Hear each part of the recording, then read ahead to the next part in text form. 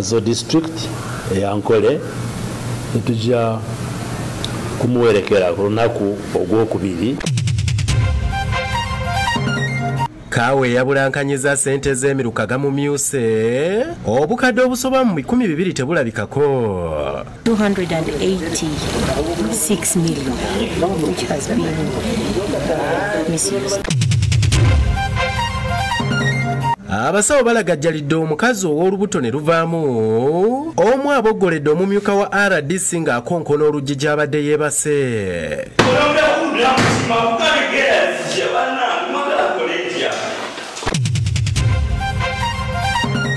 Gavumenti etongoza okufuuyira ensiri mu bitundu bya West Nile okulwanyisa omusujja.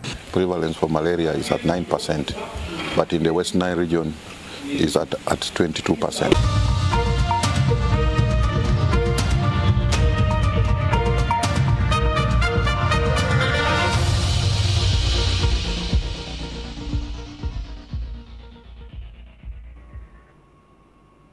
Nyongera okwaniriza ku mawulire Agabuutikidde akawungeezi kano tu live ku Urban TV ne Bukedde TV1 era akawungeezi ka leero tugatanise ne gavumenti efulumiza mu butongole enteekateeka ezinaagobererwa okuziika General Eri Tumwine. Byonna birambuddwa minisita ow'ebyamawulire tekinologiya n'okulungamya eggwanga Dr. Chris Baryomuzi. Kitalo nnyo ekyokufiirirwa mukwano gwaffe omunnamagye omukulu General Eri Tumwine enkya olunaku gwa Sande ennaku 28 essaawa 10 wajja kubeerawo okungubaga mu makaage e Nakaseero wano mu Kampala. Eno olunaku ogwa Mande ennaku 29 tujja kubeera n'essaala ez'okumusabira mu mbuga Kororo Independence Grounds.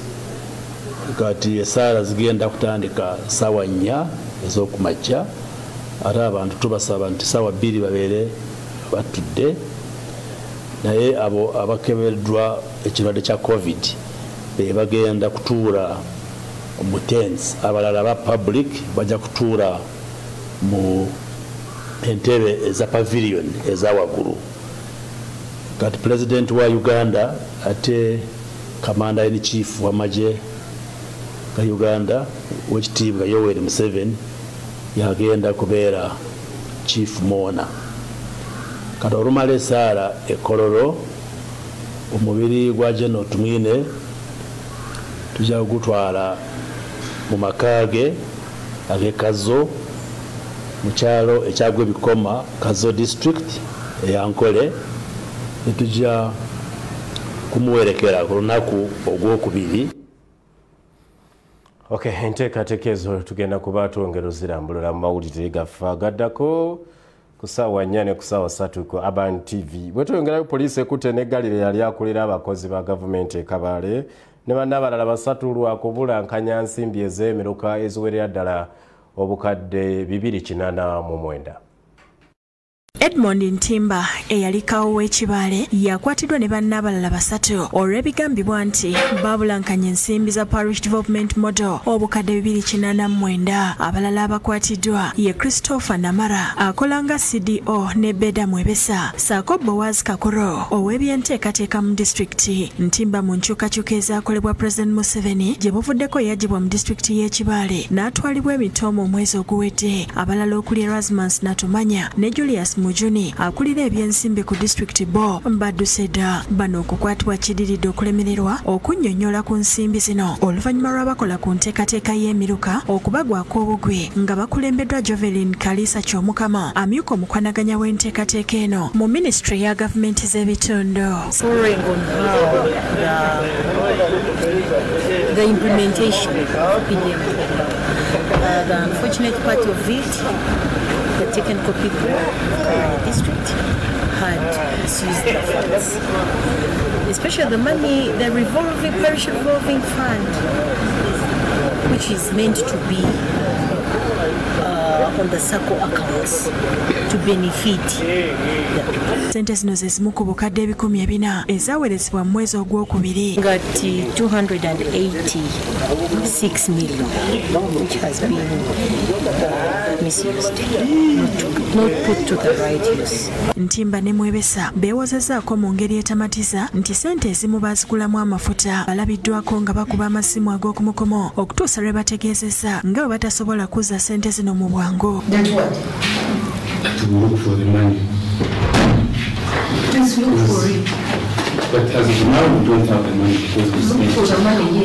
Fanyuma Kalisa ayogedde ku kukwatibwa kwa bano. Good thing they've accepted and they are ready. As they've said, they've accepted, they know the money was misused, the funds were misused, and at the same time they've accepted to pay back the money. But of course, as you know, it cannot stop here, so we've sent them to police. Frenya Kahuma, RDC Wekabale, aweze okunoonya abaddusi. Said whoever tampers with this money is going to suffer, and exactly this is what has happened. Well, these people spent money without following the guidelines. Obunamanya yakusakidde eggulire lino.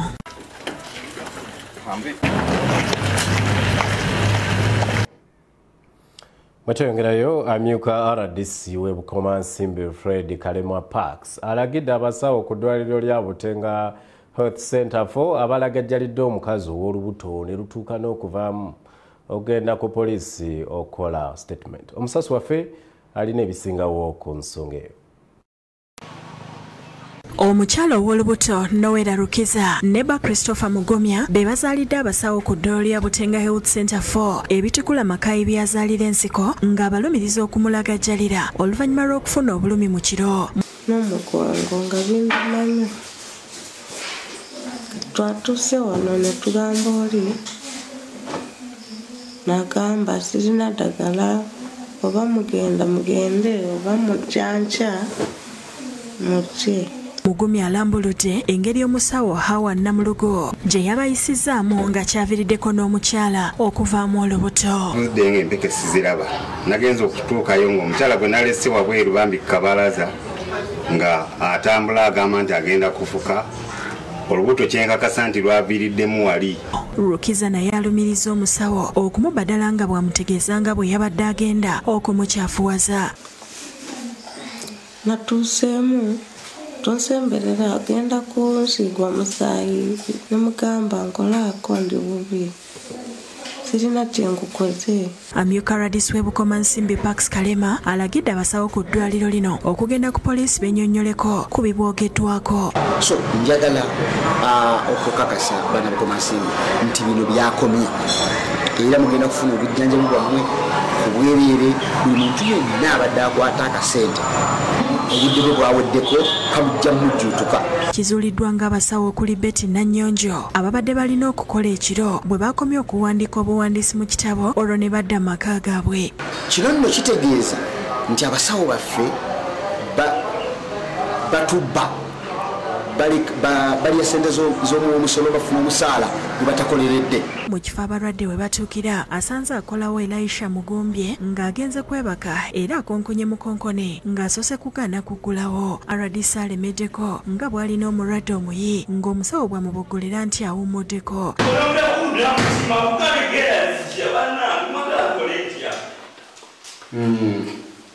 Omulwadde waffe ali bubi.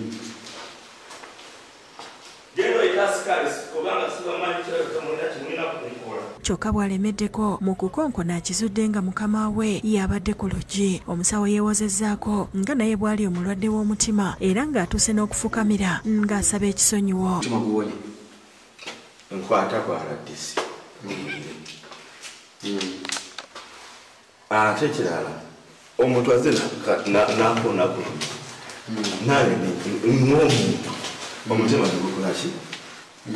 Fiona Nannyomo yakusakidde eggulire lino. Ate mu ngeri y'okulwanyisa omusujja gw'ensiri aba minisitule y'ebyobulamu beeteeseteese bulungi okutandika okuzifuuyira mu bitundu by'eggwanga eby'enjawulo. okufuuyira ensiri ezivaako omusujja mu bitundu bya West Nile okutongozeddwa kyokka gavumenti yeetaaga ensimbi bombi 7 okusobola okubunyisa enkola eno okwetooloola eggwanga nga Dr. Jimmy Opiyo wa minisitule y'ebyobulamu bw'annyonnyola. It's a very expensive exercise. And that is why we want to make sure it is done properly. We achieve coverage, we don't lose the chemicals, and we deliver the impact which is needed to malaria. Enteekateeka eno etongozeddwa omumyuka wa sipiika nga ye Thomas Tayebwa wali ku Botanical Beach Entebbe akati ayagala bikozesebwa mu kulwanyisa omusujja gw'ensiri omuli eddagala bikolebwa amakampuni ga kuno. Why are we still importing these products? Why? So I do urge the private sector to take chance. If you look at the money that is involved, you know, the import bill of the whole of African continent is $547 billion US. Dr. Charles Olala okuva minisitule y'ebyobulamu naye yongedde okutaanya ku by'okufuuyira ensiri. Prevalence for malaria is at 9%, but in the West Nile region is at 22%. So that's the reason why we've decided that we spray the nine districts. Boba minisitule y'ebyobulamu okuva mu mawanga ga Afrika gasomye mu 11 beetayo mu lukuŋŋaana olugendereddemu okwefumiitiriza ku ngeri gye bayinza okwongera ensimbi mu bujjanjabi obw'endwadde ezitawona kyokka nga zireeta obulumi obw'amaanyi kiyite palliative care nga Dr. Patrick Lilika bw'annyonnyola. Ensi zonna zeetaaga okukwatira awamu zirabe nti zituusa obujjanjabi buno okuli okufuna eddagala okufuna abasaawo abatendekeddwa obulungi mu bujjanjabi buno n'okulaba nti tufuna ebyuma ebyetaagisa. Bituukiddeo ku Missio Hotel Ensambya gye bakuŋŋaanidde nga kizoyeddwa nti mu Uganda abantu 55,000 be beetaaga obujjanjabi bw'ekika kino nga Dr. Patrick Agurusi bw'alambulula. Naye ebitundu 15 bokka be babufuna. Mu nsi yonna jiwe abantu ababwetaaga bawera obukadde 50. Naye abantu ababeera ku booda ku makya agenda n'alima e Congo lweggulo najja ne yeebaka mu Uganda. So obulwadde busobola okutambulira naye amawanga gasobola okukolagana galabe nti mu nsi emu oba endala tewavuddeyo obulwadde. Margaret Muhanga nga minisita omubeezi w'ebyobulamu ebisookerwako yakiikiridde gavumenti ya Uganda nga asabye amawanga ga Afrika wamu n'ebitongole by'obwannakyewa okukwatagana okusobola okuyamba ku bantu bano. Tutraininga abantu nga ba nurses ba doctors from certificate to PhD awasemba y'okusoma. Abo abantu be bayamba abantu bano okubawa care. Shamshad Nalujja yakusakidde eggulu lino. Kitundu kisooka ekyamawulire Agabuutikidde tuwumulamu katono nnyo tukomawo n'ekitundu ekyokubiri toba.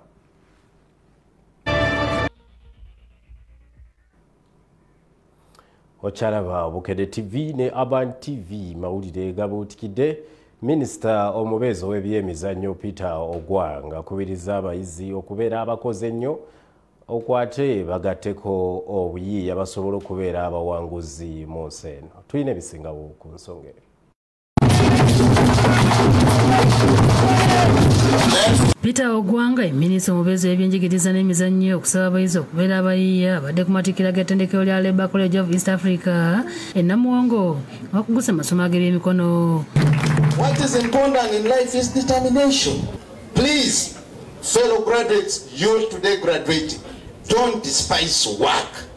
Omubaka w'abakozi mu Palamenti Aliniitwe Lwakajala asimye gavumenti y'NRM olw'eddembe lye yaleeta erisobozesa bannayuganda okufuna obuyigirize. And we had a memorandum of understanding with the ministry. We are accredited to prepare people who are going out to work. Abayizi 18 ye batikiddwa minisita Ogwanga n'alambulula enteekateeka ya gavumenti namutaayika okwongera okutumbula ebyenjigiriza. Government has a plan to put universities in all the 18 zones. Oluvannyuma minisita Ogwanga akwasizza abayizi amabaluwa.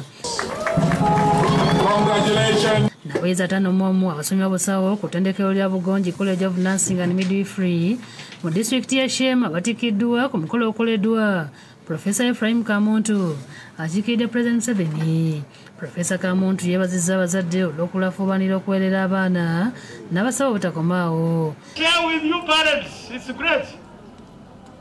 The greatest inheritance you can give to your child is education. Abatikiddwa abasomeseddwa ab'ekitongole kya AMG ne basaba gavumenti okubakwasizaako nga Ruben Musiime ne Rosebel Akik bwe bannyonnyola. Contributing enormously to the economy and health and education of the society, and the government contribution would be greatly appreciated. Ye John Magezi Ndamira abadde District Governor wa Rotaract Club ya Kampala North asaba member okuwaayo ssente okudduukira abali mu bwetaavu awatali kukakibwa. And he has even shown us the journey.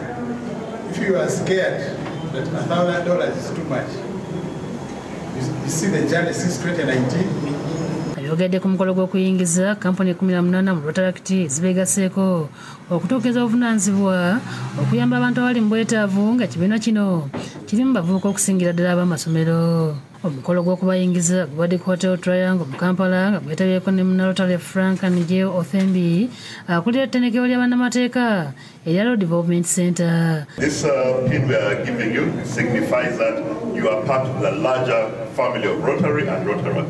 Ndamira bakuutidde okukola obulungi okutuukiriza obuvunaanyizibwa bwabwe bwe beeyamye nga bassiddwako n'akabonero ssaako okwewomba oluwa agalaga nti babeegaseeko. Reaching out in society zetulaba nga zetambulira, so okuyingiza companies mu kutwegattamu zireeta famire yaffe okugazibwa ya kanisa zigenda tuyamba kubanga ssente banaye tezimala emijja nakyewa tutambuliramu donations, sponsorships, partnerships bwetuwetu. Bannannyini mahoteri bo balajjanidde gavumenti ku misolo egiyitiridde egibagibwako gye bagamba nti gibabuzizaako obwekyusizo. Bagamba nti COVID-19 abayitamu nnyo nga mu kiseera kino bizinensi zaabwe teziyimiridde bulungi. Bannannyini mahoteri abakulembeddwamu Susan Muhwezi okusaba gavumenti okubakendeeza ku musolo babadde basinkanya ab'ekitongole ekiwoza omusolo ekya Uganda Revenue Authority abakulembeddwamu akikulira John Rojoki nga bakubaganyiza ebirowoozo n'okumanya ebibasoomooza mu nsinkano ebadde ku Protea Hotel mu Kampala. Why we have to pay about 18-20 taxes, 7 licenses. We've been talking to Ministry of Finance and to the Parliamentary Committee to harmonize the taxation. Balambuludde ebika by'omusolo ebibagibwako bye bagamba nti byolekedde okubaddusa mulimu guno. This is where the harassment comes in. You go to the arbitrator. When you lose, you pay. When you win, they appeal. Harassment.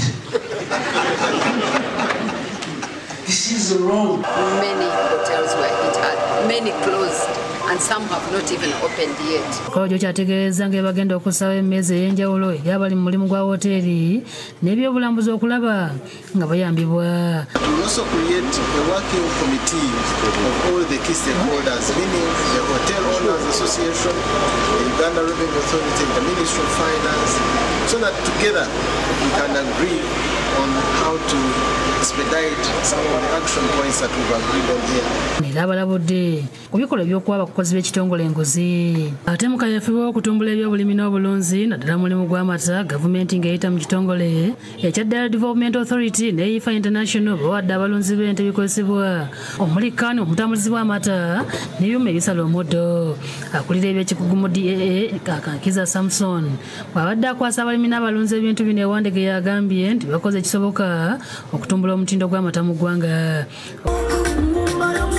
We have a bit of an imbalance in terms of raw milk sales and the milk that goes through the processing facilities. We need really to transform our dairy sector by having more milk going through the processing facilities. Okusinziira ku Silva tulyahikayo mangi ku mata ge babeera baagala okugula ku bantu tegabeera ku mutindo olw'engeri gye gakwatibwamu nga gakamibwa. It makes the cost of doing business very high and also to raise food safety concerns, which we feel through our engagements we can find a lasting solution.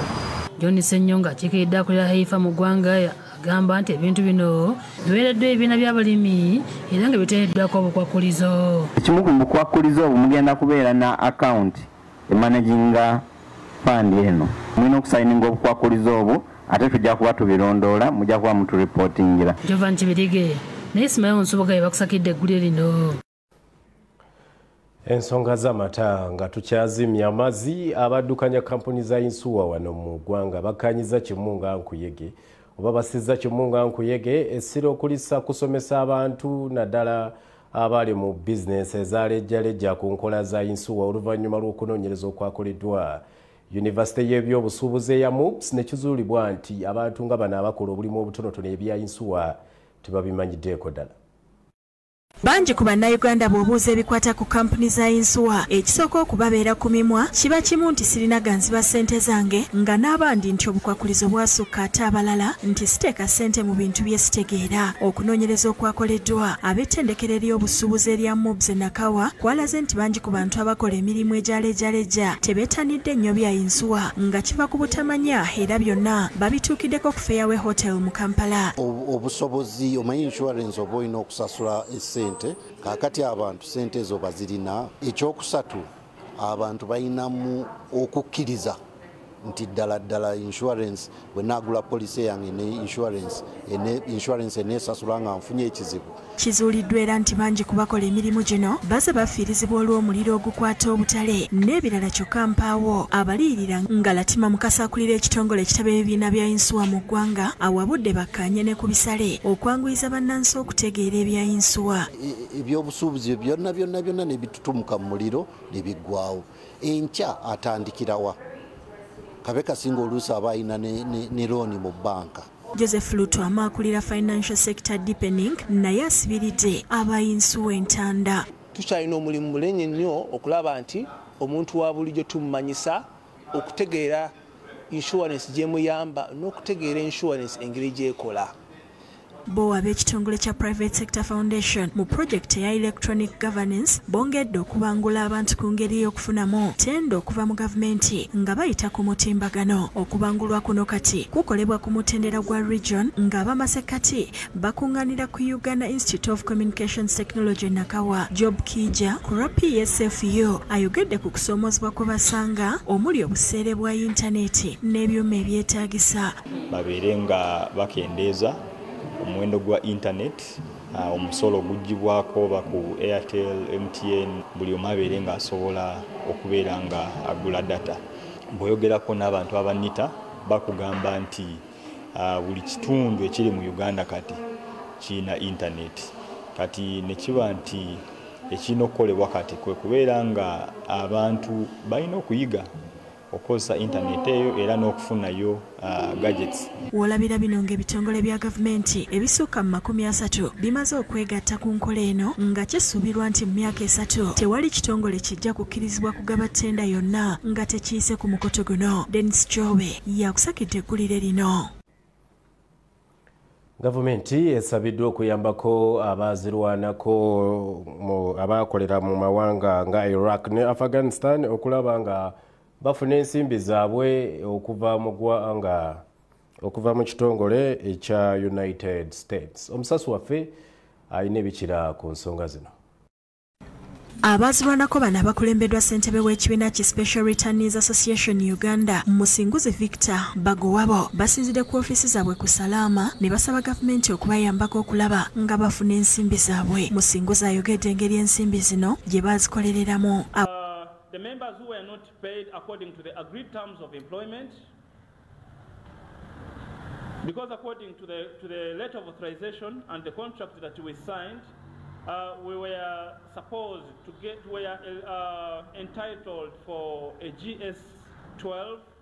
GS12 to GS15. Wabudde nti bonna balina okuwandiisibwa nga n'abatakikoze ajja kukaluubirirwa okufuna ensimbi ze. Bagamba nti ensimbi ezibangibwa ziri mu bukadde bwa $600 era nti abantu abasiba mu $200 be basuubira okuzifuna. Identify this group of Ugandans who participated on this mission and we quantify the damage. Tumwine Justus alambuludde ebimu ku bisaanyizo omuntu byalina okubeera nabyo omuli n'ekiraga nti yazirwanako. Gavumenti ya Uganda eyongere kutuyamba omukureba that process yo kuregistaringa ba returnees bagenzi baitu omuranga baguhura batereze security clearance registering bagenzi baitu batunje sente. Abavubuka mu Kampala baagala General Muhoozi Kainerugaba yenyigire butereevu mu nteekateeka ezitumbula abavubuka n'eggwanga okutwaliza awamu we bijjidde ng'olunaku olw'eggulo abavubuka baakuziza olunaku lwabwe. Abavubuka bano babadde Makerere era baliko obubaka bwe baweereza General Muhoozi ne gavumenti ku nkulaakulana y'eggwanga. Kainerugaba nga ye mukulembeze nga His Excellency the President amaze okuwummula. Tusaba batunuulire ennyo ensonga y'okugamba nti abavubuka bakyusekyuseemu ku ntebeekanisa gye bakolera abavubuka. Lyo ebbula ly'omusaayi mu bitundu by'e Butaleja lyeraliikiriza ab'ebyobulamu mu kitundu ekyo nga bagamba nti kino kyandiviirako abalwadde ababa bagwetaaga obuzibu nga Namazzi Jacqueline akulembera enteekateeka eno bw'alambulula. Mu Eastern tulina obuzibu bw'amaanyi nnyo obwetaaga omusaayi mu bantu baffe naddala Busolwe Butaleja district. Bino babituukiddeko mu nsinkano y'abavubuka mu MK project nga bakulembeddwa Akiza Mutatina. Namazzi ategeezezza nti bakyasanga okusoomoozebwa olw'abasaawo abatunda omusaayi eri abalwadde. Abatwala omusaayi okuva mu blood bank region nga ffe bwe tugunoonya freely tewali kye tusasula muntu n'omu. Kyemba nga nsaba n'abalwadde abo mu malwaliro bwe baba bagufuna freely. Mutatina ne banne bakubiriza abantu okujjumbira okugaba omusaayi. Kyenakoze mbadde nkyagala kyova nawulidde bulungi naye banaye abantu abadde eyo singa mukono gwa guno naguze mu kyalo kyewa mu district yewamwe nga badde notinga omusaayi banaye tojjumbira gudonetinga omusaayi. Akadde katambudde sigenda kubanga nsukka wano n'amawulire agabuutikidde weekuumire ku mikutu gyaffe gyonna. Tukyakuweereza Katonda omulungi atusinkanye nate olunaku olw'enkyaze Ismail Soga.